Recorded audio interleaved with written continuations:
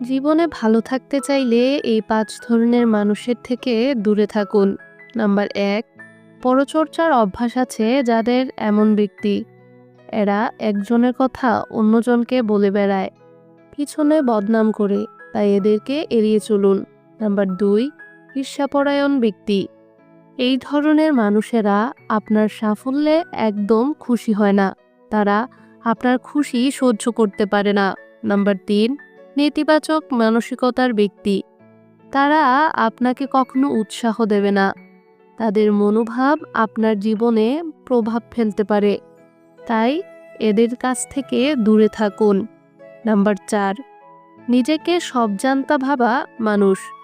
তারা কখনোই আপনার মতামতের গুরুত্ব দিবে না। আপনাকে ভুল প্রমাণিত করে সবসময় নিজে ওপরে থাকবে। নাম্বার ৫, মিথ্যাবাদী মানুষ।